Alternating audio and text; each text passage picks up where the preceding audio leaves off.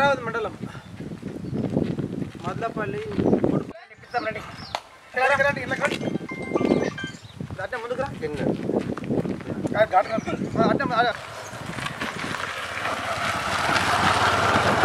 బాగు చేయాలి రోడ్లు వెంటనే బాగు చేయాలి వికారాబాద్ జిల్లాలో రోడ్లు వెంటనే బాగు చేయాలి బాగులు వెంటనే ముఖ్యమంత్రి స్పీకర్ జిల్లాలో రోడ్లు అధ్వానంగా ఉన్నాయి వెంటనే బాగు చేయాలి ముఖ్యమంత్రి ప్రాణాలను కాపాడాలి ఆపాలి యాక్సిడెంట్లు వెంటనే ఆపాలి యాక్సిడెంట్లు వెంటనే బాగు చేయాలి రోడ్లు వెంటనే బాగు చేయాలి రోడ్లు వెంటనే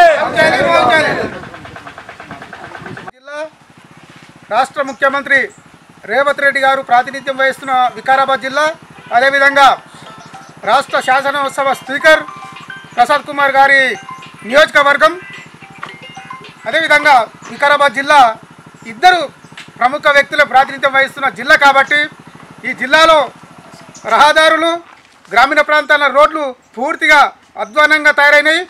కాబట్టి రాష్ట్ర ప్రభుత్వం ప్రాతినిధ్యం వహిస్తున్న వాళ్ళకే ఈ జిల్లా మీద ప్రేమ లేనట్లు కనబడుతుంది. ముఖ్యంగా ఈ పాడైన రహదారుల వల్ల, పాడైన రోడ్ల వల్ల జిల్లాలో ప్రజలు చాలా ఇబ్బందులు ఎదుర్కొంటున్నారు.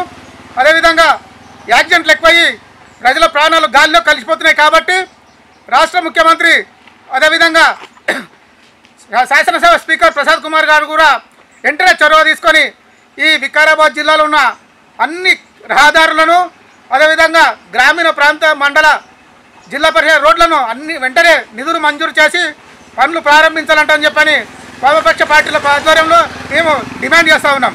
మన రాష్ట్రంలో, తెలంగాణ రాష్ట్రంలో ఏ జిల్లాకు చూసినా కూడా బ్రహ్మాండమైన రోడ్లు కావచ్చు, సస్యశ్యామలంగా రోడ్లు మెరుస్తూ ఉన్నాయి. కానీ మన తెలంగాణ రాష్ట్రంలో వికారాబాద్ జిల్లాలో తప్ప అన్ని జిల్లాలో కూడా రోడ్లు బ్రహ్మాండంగా ఉన్నాయి. కాబట్టి మన వికారాబాద్ జిల్లాలో అధ్వానంగా రోడ్లు మారి ఈరోజు ప్రయాణికులకు అనేక ఇబ్బందులుగా గుర్తిస్తున్నటువంటి రోడ్లు పరిస్థితి ఏర్పడ్డది. ఈరోజు వర్షాలు కావచ్చు, అధిక వర్షాలు పడడం వల్ల కావచ్చు, ఈరోజు రోడ్లను రిపేరింగ్ చేయకపోవడం కావచ్చు, దాంతోపాటు పనులు చేయకపోవడం కూడా రోడ్లు అనేది అధ్వానంగా మారినాయి. దానివల్ల ప్రజలకు కూడా చిన్న 2 వీలర్స్ కానీ, 3 వీలర్స్ కానీ, 4 వీలర్స్ కానీ ఏ బండి అయినా కూడా చాలా ఇబ్బందులు పడుతూ ఉన్నారు.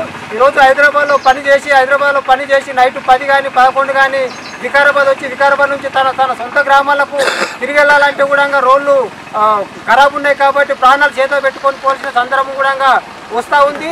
ఈరోజు మన వికారాబాద్ జిల్లా వెనుకబడతానని, వికారాబాద్ జిల్లా ప్రజలను ఈరోజు పాలకులు ఎవరైతున్నారో, ఈరోజు ప్రజలతో ఎన్నుకోబడిన పాలకులు ఎవరైతున్నారో వాళ్ళు కూడా నిర్లక్ష్యం చేస్తూ ఉన్నారు. ఈరోజు వాళ్ళు కూడా వాళ్ళే మొఖాలు కాంగ్రెస్ కావచ్చు, టీడీపీ కావచ్చు, టీఆర్ఎస్ కావచ్చు, బీజేపీ కావచ్చు, అవే మొఖాలు అక్కడక్కడ తారుమారు అయ్యి వాళ్ళే ఈరోజు వికారాబాద్ను వెనుకపాటుకు గురి చేస్తూ ఉన్నారు.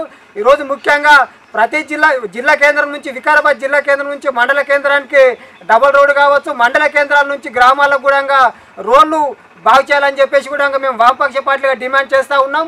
ఈరోజు వికారాబాద్లో అన్ని వామపక్ష పార్టీలు కాకుండా ఇతర సంఘాలను కూడా కలుపుకొని వికారాబాద్ అభివృద్ధి కోసము, వికారాబాద్ రవాణా వ్యవస్థ కోసం కూడా, అదేవిధంగా వైద్య వ్యవస్థ కోసము, విద్యా వ్యవస్థ కోసము, ఉపాధి కోసం కూడా మేము ఒక ప్లాన్ చేసుకొని, ఒక కమిటీలు ఏర్పాటు చేసుకొని పెద్ద ఎత్తున వికారాబాద్ అభివృద్ధి కోసం పెద్ద ఎత్తున పోరాటం చేయాలని చెప్పేసి కూడా పిలుపునివ్వడం జరుగుతుంది. కాబట్టి త్వరలో కూడా ఆ రకంగా మేము ఉద్యమం చేయడానికి కూడా సిద్ధపడతాం.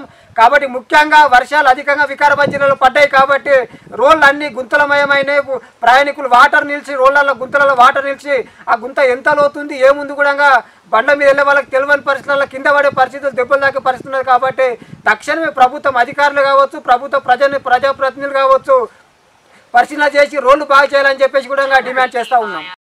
వామపక్ష పార్టీల ఆధ్వర్యంలో జిల్లా కేంద్రాల్లో, వికారాబాద్ జిల్లా కేంద్రంలో, మండల కేంద్రాల్లో, గ్రామాల్లో రోడ్లు ధ్వంసమైనవి. అధిక వర్షాలు పడడం వలన ఈరోజు గ్రామాలకు వెళ్ళాలంటే చాలా ఇబ్బంది పరిస్థితులు నెలకొడుతూ ఉన్నాయి.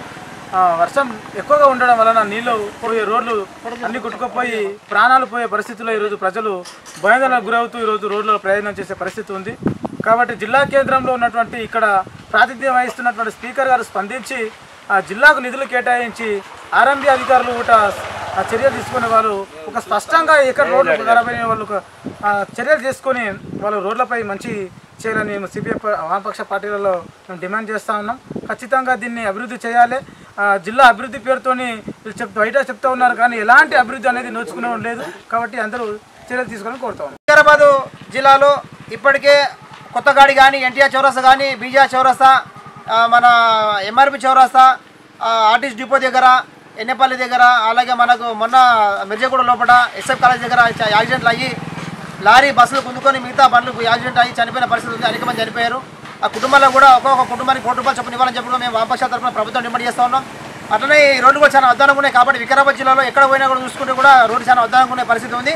తక్షణమే ఈ రోడ్లు బాగు చేయాలని చెప్పి కూడా రాష్ట్ర ముఖ్యమంత్రి మన జిల్లానే స్పీకర్ మన జిల్లానే కాబట్టి తక్షణమే రోడ్లు బాగు చేయాలని చెప్పి మేము వామపక్ష తరఫున డిమాండ్ చేస్తాం, రైతుల పక్షాన డిమాండ్ చేస్తున్నాం. ఎందుకంటే ఈ రోడ్ల మీద తిరగడం అందరూ కూడా మొత్తం కూలీలు రైతులు అంత పేదలు తిరుగుతూ ఉన్నారు. ఎవరు కూడా ఈరోజు ఎమ్మెల్యేలు ఎంపీలు కూడా ఈ రాజ్యంలో చనిపోయిన పరిస్థితి లేదు. ఈ రోడ్ల పడి ఎవరు కూడా రావని పరిస్థితి ఉంది. వాళ్ళందరూ వస్తే కూడా ఏసీ కార్లలో వస్తున్నారు, పెద్ద పెద్ద కార్లలో వస్తున్నారు తప్ప ఈ రోడ్లు ముందు కనిపిస్తలేదు. ఇప్పటికీ సంవత్సరం కాలంలో కూడా అనేక సార్లు వర్షాలు పడి పంటలు ఖరాబ్ అయిన రోడ్లు మొత్తంగా మన ఖరాబ్ అయిన పరిస్థితి గుంతలమయమైనాయి. చాలామంది గుంతలో దిగబడి చచ్చిపోయిన పరిస్థితి ఉంది. కాబట్టి ఈ తక్షణమే ప్రభుత్వమే ఈ రోడ్లు బాగు చేయాలని చెప్పి మేము వామపక్ష డిమాండ్ చేస్తున్నాం.